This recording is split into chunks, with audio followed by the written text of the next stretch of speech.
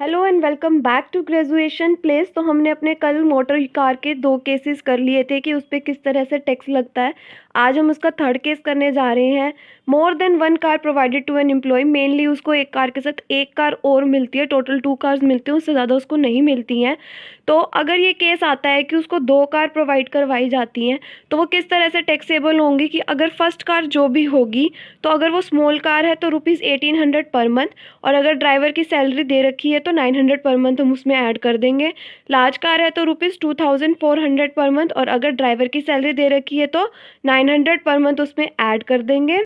उसके बाद आता है कि अगर सेकंड कार उसको प्रोवाइड करवाई गई है फर्स्ट कार के साथ, तो सेकंड कार किस तरह से टैक्सेबल होगी। तो हम फर्स्ट कार को तो ये मान लेते हैं, अगर सेकंड कार प्रोवाइड करवाई गई है, कि जो फर्स्ट कार है वो हमारे ऑफिशियल और प्राइवेट दोनों यूज़ के लिए एम्प्लॉय उसको यूज़ कर रहा है, और सेकंड वाली को मान लेते हैं कि वो फुली प्राइवेट पर्पज़ के लिए उसको यूज़ कर रहा है। तो अगर वो फुली प्राइवेट पर्पज़ के लिए यूज़ कर रहा है तो किस तरह से होएगा कि जो भी उसके रनिंग और मेंटेनेंस के एक्सपेंसेस हैं उसमें ऐड कर देंगे ड्राइवर की सैलरी को, और ऐड कर देंगे डेप्रिसिएशन कॉस्ट पे 10%, और या अगर उसको हायर की है तो उसके हायर चार्जेस ऐड कर देंगे। अब बात आती है कि हमारे को कौन सी कार को फर्स्ट पे रखना है और कौन सी को सेकंड पे रखना है। हमने ये तो एज्यूम कर लिया कि पहले वाली तो हमारी ऑफिशियल और पर्सनल यूज़ दोनों के लिए, और दूसरे वाली हमारी फुली प्राइवेट यूज़ के लिए है।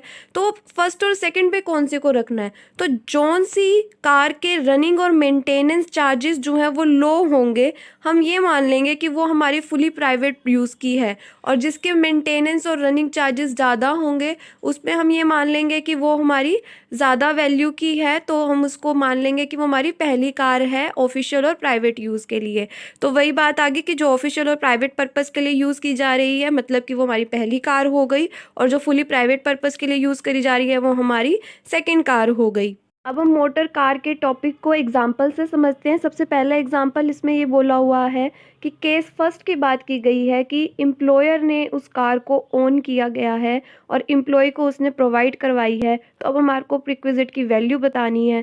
पहला केस दे रखा है कि वो लार्ज कार है और सारे एक्सपेंसेस एम्प्लॉयर ने बॉर्न करे हैं, और ऑफिशियल पर्पज़ के लिए उसने उस एम्प्लॉय ने यूज़ करी है कार को। तो अगर फुली ऑफिशियल पर्पज़ के लिए यूज़ करते तो वैल्यू ऑफ प्रिक्विजिट हमारी नील थी, और इसमें भी हमने वही कर रखा है कि हमारी जो प्रिक्विजिट की वैल्यू होगी वो नील होगी। नेक्स्ट पार्ट आता है लार्ज कार। ऑल एक्सपेंसेस जो कि एम्प्लॉयर ने बॉर्न करे हैं वो हमारे 60,000 ड्यूरिंग द प्रीवियस ईयर थे, और कार की कॉस्ट जो हमारी वो 2,80,000 है। तो अब उसने क्या कहा है कि उसने फुली प्राइवेट पर्पज़ के लिए एम्प्लॉय ने उस कार को यूज़ किया है। तो अगर वो फुली प्राइवेट पर्पज़ के लिए कर रहा है तो जो भी हमारे रनिंग और मेंटेनेंस के एक्सपेंसेस हुए कितने 60,000 ऐड कर देंगे, डेप्रिसिएशन 10% 2,80,000 का, तो 28,000 टोटल हमारा वैल्यू ऑफ रिक्विजिट कितनी हो गई 88,000। नेक्स्ट केस उसमें बोला हुआ है कि लार्ज कार है जो कि वो प्राइवेट और ऑफिशियल दोनों यूज़ के लिए यूज़ कर रहा है, और एम्प्लॉयर ने सारे एक्सपेंसेस भरे हैं। तो अब ये किस तरह से टैक्सेबल होगा। तो अगर कोई लार्ज कार वो दोनों पर्पज़ के लिए यूज़ कर रहा है तो वो 2,400 पर मंथ टैक्सेबल होगी एम्प्लॉय के लिए। तो 2,000 इंटू 2,400 इंटू में 12, तो 28,800 हो गया टैक्सेबल, वैल्यू ऑफ रिक्विजिट आ गई। नेक्स्ट इसमें आता है कि स्मॉल कार उसको प्रोवाइड करवाई गई है, वो उसको प्राइवेट और ऑफिशियल दोनों यूज़ के लिए एम्प्लॉय जो है यूज़ कर रहा है, और एक्सपेंसेस सारे एम्प्लॉयर ने भरे हैं। और उसके बाद इसमें chauffeur is also provided free of charge, मतलब कि इसको ड्राइवर भी ऑल्सो प्रोवाइड करवाया फ्री ऑफ चार्ज। पर अगर उसको ये बात बोली हुई है किसी क्वेश्चन में कि ड्राइवर उसको फ्री ऑफ चार्ज प्रोवाइड करवाया है, तो हम उस पर 900 पर मंथ उस केस में लेते हैं सैलरी को ड्राइवर की, तो इसमें हम 900 पर मंथ ही लेंगे। पर अब इसमें क्या केस दे रखा है कि स्मॉल कार, तो वही कि अगर वो दोनों पर्पज़ के लिए यूज़ कर रहा है तो 1,800 पर मंथ, तो 1,800 इंटू में 12 21,600 हो गया। साथ में उन्होंने हमारे को ड्राइवर की सैलरी के लिए भी बोल रखा है कि प्रोवाइड करवाइए, तो वो भी उसके लिए टैक्सेबल होगी। तो 900 इंटू में 12 10,800, तो टोटल हमारी वैल्यू ऑफ रिक्विजिट 32,400 आ गई। नेक्स्ट पार्ट उन्होंने क्या बोला है कि 2 स्मॉल कार्स जो हैं वो प्रोवाइड करवाई गई हैं एम्प्लॉय को, और वो एम्प्लॉय जो है उसको प्राइवेट और ऑफिशियल दोनों पर्पसेस के लिए यूज़ कर रहा है। मेंटेनेंस एक्सपेंसेस दे रखे हैं उसके, और वो एम्प्लॉयर भर रहा है। और अब इस तरह से कुछ दे रखे हैं कि एक्चुअल कॉस्ट दे रखी है कार की, फर्स्ट कार की 3 लाख है और सेकंड कार की 2,80,000 है, और मेंटेनेंस और रनिंग एक्सपेंसेस कितने दे रखे हैं 60,000 और 50,000। तो हमने क्या कहा था कि जो भी रनिंग और मेंटेनेंस एक्सपेंसेस जिसके कम होंगे वो हम मान लेंगे कि वो फुली प्राइवेट पर्पस की कार है। तो इसमें 50,000 कम है, मतलब कि सेकंड कार जो है वो हमारी फुली प्राइवेट पर्पस के लिए हमने मान ली और फर्स्ट कार हमने ऑफिशियल और प्राइवेट दोनों पर्पस के लिए मानी है। और हमारी ऑफिशियल और प्राइवेट कार को हम फर्स्ट कार मानते हैं और फुली प्राइवेट पर्पस वाली कार को हम सेकेंड कार मानते हैं। तो इसमें तो वैसे ही सीरीज में दे रखा है, तो किस तरह से टैक्सेबल होगा वो फर्स्ट कार, तो वो स्मॉल कार उसको प्रोवाइड करवाई गई है, उस केस में वो 1800 टैक्सेबल होता है पर मंथ, तो पूरे साल का इंटू में 12 हो जाएगा 21,600। और फिर सेकंड कार का वही कि जो एक प्राइवेट की पर्पस की जो कार कैसे होती है टैक्सेबल, वैसे ही होगी कि जो हमारे रनिंग और मेंटेनेंस के एक्सपेंसेस हैं 50,000 ऐड कर देंगे, डेप्रिसिएशन 10%, तो हमारी 2,80,000 की एक्चुअल कॉस्ट थी कार की, तो उसका 10% 28,000 हो गया, टोटल 78,000 सेकेंड कार टैक्सेबल है।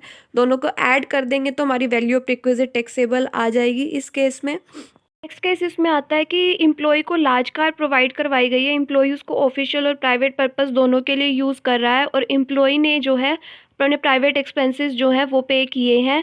तो अगर वो ऐसे केस में आता है कि जो रनिंग और मेंटेनेंस एक्सपेंसेस अगर एम्प्लॉय पे करता है, तो उस केस में अगर लार्ज कार होती है तो 900 पर मंथ जो टैक्सेबल होते हैं, तो इसमें पूरे साल का 900 इंटू 12, तो 10,800 हमारी प्रिक्विजिट की वैल्यू आ जाएगी जो टैक्सेबल होगी एम्प्लॉय के लिए। अब नेक्स्ट एग्जांपल आता है इसमें, उसमें क्या बात बोली है कि हमारे को प्रिक्विजिट की वैल्यू फाइंड आउट करनी है और कार जो है वो एम्प्लॉय की खुद की है। तो मतलब ये केस सेकंड वाला एग्जांपल आ गया।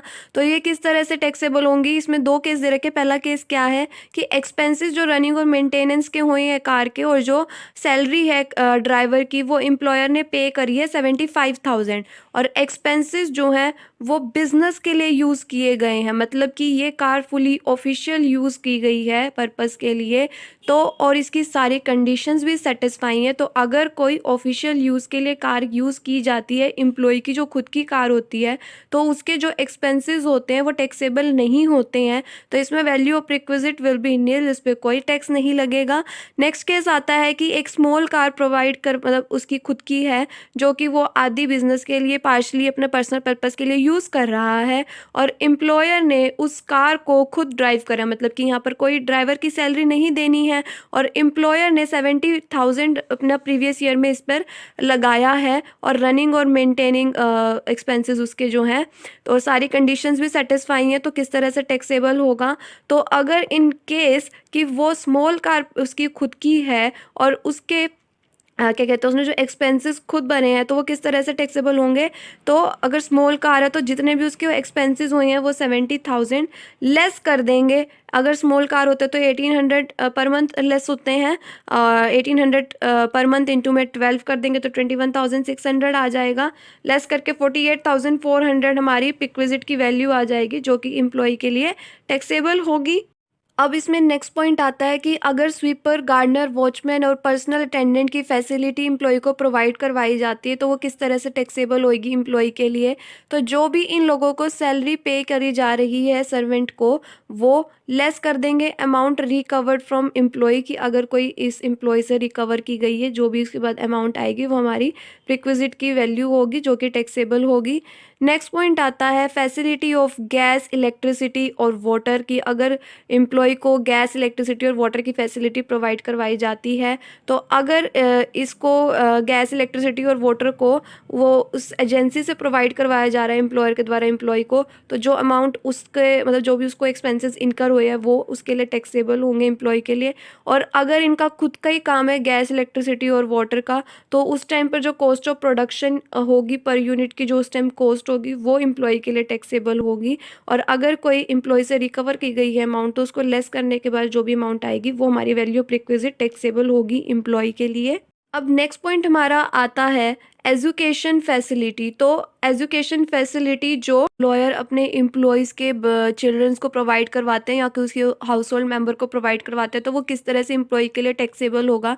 तो पहला केस इसमें ये आता है कि जो एजुकेशनल इंस्टीट्यूशन है वो कंपनी, मतलब कि एम्प्लॉयर का खुद का है, या फिर वो फ्री फैसिलिटी प्रोवाइड करवा रहा है किसी एजुकेशनल इंस्टीट्यूशन से एम्प्लॉय को, तो वो किस तरह से टैक्सेबल होगी। तो अगर एम्प्लॉय के चिल्ड्रन को वो फैसिलिटी प्रोवाइड करवाई जा रही रही है और वो फैसिलिटी की कॉस्ट 1000 पर मंथ से मतलब जो है वो एक्सीड नहीं हो रही है तो उस पर कोई टैक्स नहीं लगेगा। पर वो अगर 1000 पर मंथ से एक्सीड हो रही है, मतलब पर मंथ वो 1000 से एक्सीड हो रही है कॉस्ट, तो जो भी उस एजुकेशनल इंस्टीट्यूशन के साथ लगता हुआ एजुकेशन इंस्टीट्यूशन होगा या उसके पास कोई होगा, तो उसको जो एक कॉस्ट आएगी पर स्टूडेंट की, उस पे उसकी वो जो कॉस्ट होएगी वो उस एम्प्लॉय के लिए टैक्सेबल होगी। और नेक्स्ट पॉइंट इसमें आता है कि अगर वो उसके हाउस होल्ड के मेंबर्स को प्रोवाइड करवा रहा है फैसिलिटी, तो उस टाइम पर जो भी कॉस्ट होगी उस एजुकेशन की, वही जो कि उस एजुकेशन इंस्टीट्यूशन के साइड का एजुकेशन सिस्टम, पास वाला एजुकेशन सिस्टम है जो उसके पास लगता हुआ, तो उस पर जो एक पर स्टूडेंट कॉस्ट आती है वही उस एम्प्लॉय के लिए टैक्सेबल होगी। नेक्स्ट पार्ट इसमें आता है कि अगर एजुकेशन फैसिलिटी को कोई एज अ उसका खुद का इंस्टीट्यूशन नहीं है, किसी भी इंस्टीट्यूशन में वो प्रोवाइड करवा रहा है, तो जो भी एम्प्लॉयर ने उसमें पैसे खर्च करे हैं, जितने भी उसको एक्सपेंसेस उसमें इनकर हुए हैं, तो वो उसके लिए एम्प्लॉय के लिए टैक्सेबल होगा। और अगर कोई अमाउंट रिकवर की गई है एम्प्लॉय से, तो उसको लेस करने के बाद जो अमाउंट बचेगी वो एम्प्लॉय के लिए टैक्सेबल होगी सभी केसेस में। उसके बाद हमारा नेक्स्ट पॉइंट आता है ट्रांसपोर्ट फैसिलिटी। तो अगर कोई एम्प्लॉयर अपने उस एम्प्लॉय को ट्रांसपोर्ट की फैसिलिटी प्रोवाइड करवाता है जो खुद ही ऐसे काम में लगा हुआ है कि जैसे कि कोई सामान एक जगह से दूसरी जगह तक उसको पहुंचाना होता है या किसी पैसेंजर को एक जगह से दूसरी जगह पहुंचाना होता है, तो इन केस अगर एम्प्लॉय को ऐसी सिचुएशन कुछ करना पड़े कि उसको सामान एक जगह से दूसरी जगह पहुँचाना है या वो खुद अपना या अपनी फैमिली वालों को एक जगह से दूसरी जगह भेजना चाहता है कुछ टाइम के लिए, तो अगर इस केस में एम्प्लॉयर उसको कभी कभार कह देता है कि भाई मैं आपको ये प्रोवाइड करवा देता हूँ फैसिलिटी, हमारा खुद का ही यही काम है तो मैं आपको ये फैसिलिटी प्रोवाइड करवा देता हूँ, तो उस सिचुएशन में अगर एम्प्लॉय को ये फैसिलिटी प्रोवाइड करवाई जाती है, तो जो भी एम्प्लॉयर ने उस टाइम पर उस फैसिलिटी को देने के लिए एक्सपेंसेस इनकर करे हैं, जो भी उसकी अमाउंट उसने भरी है, तो वो जो भी उसने भरी है वो उसके एम्प्लॉय के लिए टैक्सेबल होगी। और अगर कोई एम्प्लॉय से उस टाइम पर अमाउंट रिकवर की गई है तो हम उसको लेस करने के बाद जो अमाउंट बचेगी वो एम्प्लॉय के लिए टैक्सेबल होगी। आज के लिए बस इतना ही। अगर आपको मेरी वीडियो पसंद आई हो तो please do like, subscribe and share my channel and don't forget to press the bell icon and please to comments. And अगर आपको मेरे लिखे हुए नोट्स चाहिए हो तो आप मुझे मेरी मेल पर कांटेक्ट कर सकते हैं। My email ID is graduationplace756@gmail.com। Thank you.